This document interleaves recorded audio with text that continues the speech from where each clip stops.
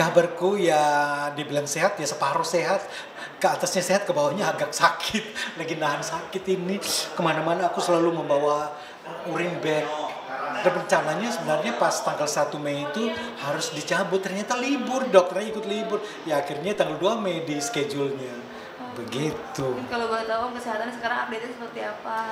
Kondisi kesehatannya ya itu baru seminggu yang lalu kan operasi pemasangan kateter biar urinnya lebih lancar karena terjadi ada penyumbatan di 2 tempat, efek daripada 2 batu ginjal yang ada di sebelah kanan. Nah, itu terjadi pergesekan atau apa, jadi urinnya kurang begitu lancar.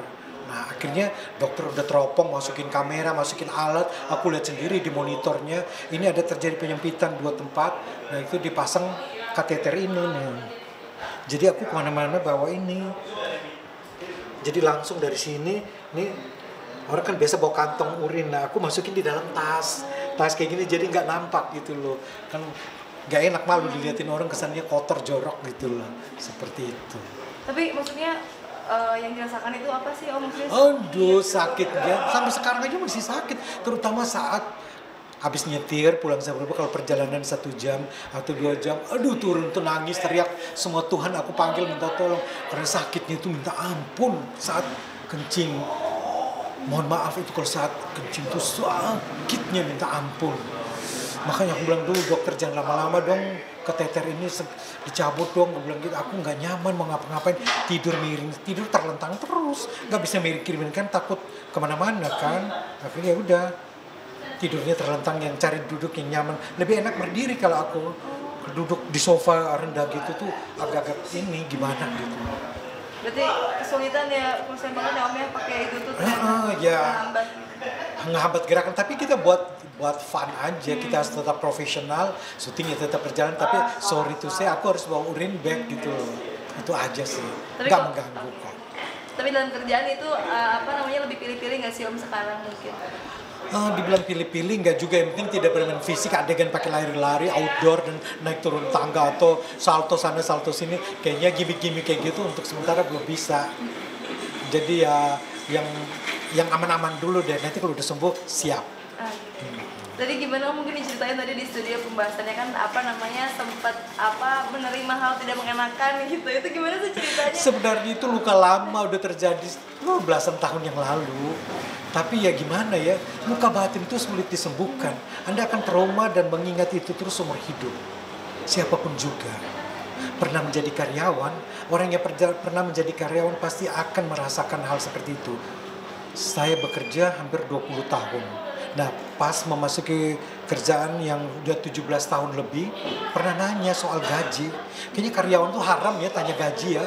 Padahal aku sebagai reporter di lapangan tuh meliput demo-demo buruh, demo-demo organisasi itu yang mempertanyakan kenaikan upah, kenaikan gaji dan segala macam. Kok aku sebagai reporter sendiri mau bertanya kepada siapa, mau demo sama siapa, kan nggak bisa. Nah itu akhirnya itu mungkin memuncak karena job makin banyak. Desk job aku udah makin banyak, udah seperti 5 atau sampai 6.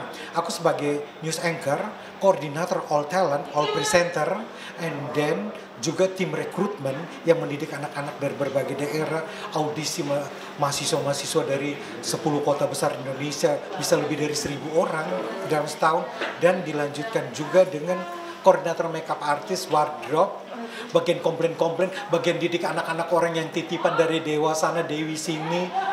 Tolong dong ini di-create, kami percaya sama taste Anda. Nah disitulah, ya udah terima nasib. Dan akhirnya merasa pekerjaan makin banyak, kok print out, kok gitu-gitu aja nominalnya, kok nggak ada perubahan yang signifikan. Nah aku sama temanku juga dan program yang aku pegang juga, share-nya sampai tinggi banget, sampai 40. Mana ada program news bisa menembus 40. Di zaman itu kompetitornya adalah Liga Inggris, Liga Italia, pokoknya kalau sepak bola di malam hari ya kita kok tumbang lah, ya tahu diri lah kayak gitu. Nah itulah kita merasa ya kita punya prestasi terukur jelas parameternya, kok kenapa tidak ada timbal balik gitu loh. Nah itu yang kadang membuat kita sakit, dan yang membuat sakit adalah lisan, tutur kata. Sebagai pemimpin mungkin dulu kita nggak berani ya melawan pemimpin, kalau udah ngomong udah sampai kasar-kasar kayak gitu. Tapi sekarang berasa, gila ya kenapa gue dulu digituin, gue diam aja ya. Kalau kamu tidak mau kerja lagi ya, kalau mau kerja mutung-mutung, kamu mau keluar-keluar aja. Yang antrian mau kerja sampai sini udah di Depok, besok udah sampai Papua katanya. Nyakit bang, lah gue baik-baik kan maksudnya pergi mau nanya gaji. Gue udah 17 tahun kerja, gaji gue segitu-gitu aja. Dan gue gak dapat fasilitas apapun juga. Lah anak baru dapat mobil. Hello, ini anak prestasinya apa? Ya gue bukan pandai menjilat, gue independen, tidak blok kiri, blok kanan, blok manapun juga, gue non-blok. Jadi bekerja independen, profesional. Yang penting program gue bagus, share-nya bagus, ratingnya bagus, gue jalanin terus. Nah itu. Terus akhirnya beneran resign atau gimana Om ketika itu? Membutuhkan waktu beberapa saat. Karena kita mau resign, kita harus program ke depannya.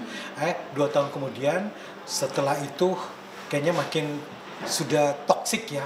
Vibes lingkungan kerja, tempat kerja. Kalau anak-anak sekarang bilang, udah ke lingkungan udah toksik, mendingan cus. Dan akhirnya aku memilih cus, keluar, resign. Pinginnya sih dipecat sih waktu itu. Kalau pecat dapat pesangon kan, kerja 20 tahun kan, alhamdulillah. Nah tapi nggak bisa, ya gitulah. Akhirnya waktu masih kerja tuh udah berapa pekerjaan dapat dari beberapa stasiun TV, stripping pula. Tergoda lah imanku. Ya udah deh, kayaknya udah momennya sekarang gue harus pergi. Akhirnya setelah memutuskan untuk beranjak dari situ Om, terus move on ke pekerjaan yang lain seperti apa? Adakah peningkatan atau memang gimana? Setelah terjun bebas ke dunia entertainment, ternyata challenge itu masih ada lagi. Biasalah, kan newcomer ya, gue pendatang baru 2012-13, walaupun gak baru-baru banget, tapi ya biasalah, dibully sana dibully sini itu biasa. Cuman butuh kekuatan mental, kita harus kuat. Dia omong sana kan belum kuat dengan omongan orang kan, bukan omongan orang, omong sesama ini penampil waktu itu. Karakter assassination itu loh, pembunuhan karakter. Nah itu gue merasakan, tapi ya sudahlah. Aku harus melewati ospek lah seperti itu. Sampai akhirnya sekarang ternyata udah ada di titik ini gitu. Siapa sih yang gak kenal Om Jeremy Teti dengan nama yang besar gitu. Gimana perasaannya Om? Ya saya bersyukur orang mengenal saya dengan prestasi yang jelas, bukan sensasi yang aku bagi kepada ini. Dan banyak mahasiswa dari kampus-kampus juga sering meminta aku untuk jadi dosen tamu lah, juri lah, apalah di berbagai kampus. Mereka sering mengundang aku jadi public speaking di kampus-kampus ya. Aku bangga. Bukan masalah aku tidak terlihat bayarannya berapa, enggak. Aku bisa share pengalamanku, ilmu-ilmu aku bisa share kepada junior-junior. Biar mereka tahu di balik layar tuh, dapurnya seperti ini. Dosen lu cuma makan buku, makan literatur doang. Kalau gue makan segalanya. Pahit manis asam garam di belakang meja redaksi, di balik layar tuh gue alamin semuanya. Gitu.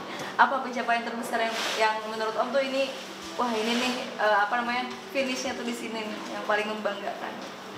Yang paling membanggakan ya jujur aja, semua diukur dengan prestasi, jelas parameternya jelas. Ya di saat gue mendapatkan piala presenter terbaik Indonesia Raya, karena gue udah 5 kali jadi nominasi dan akhirnya menang juga. Nah itu mungkin salah satu yang membuat gue bangga di situ. Akhirnya orang mengakui juga seperti itu. Dengan nama yang udah besar ya, mungkin ada nggak sih di tahun ini pencapaian yang masih ingin dicapai gitu, targetnya apa? Kalau saya dengan usia saya seperti sekarang ini tidak muluk-muluk lagi, yang penting gue sehat aja, pekerjaan ngalir terus, itu aja udah cukup. Gue bukan target, pingin ini punya private jet, punya private island. Oh no, bukan tipe gue bukan tipe orang kayak gitu. Gue hidup apa adanya, yang penting gue sehat, gue bisa makan dan segala macam, tidak minta-minta sama orang lain. Tapi di umur segini udah kepikiran untuk kayak pensiun aja deh, ada nggak? Gitu. Ntar dulu deh, kalau cuannya udah cukup ya dalam mencapai target tertentu, aku mungkin umur juga kalau selama masih diundang masih dipakai ya gue jalanin terus seperti itu. Tapi nggak muluk-muluk gitu ya Om? Aku nggak muluk-muluk orangnya, nggak perlu ngoyo-ngoyo yang kerja malam pulang pagi, oh nggak, tidak, terima kasih. Nggak kuat lagi secara fisik lah. Kita harus menjaga diri kita, kesehatan kita yang jaga, bukan orang lain.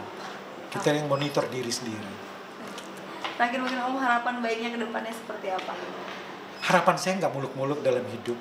Saya hidup sehat, job mengalir lancar, saudara-saudara, orang-orang di sekitar saya, mereka ikut menikmati dan ikut senang, itu aja sudah cukup kok. Aku nggak muluk-muluk pingin ini punya itu, pingin punya ini. Oh no, sudah lewat masa-masa seperti itu. Ya pinginnya traveling around the world. Seperti itu aja. Oke, Oke, terima kasih, Om. thank you sayang.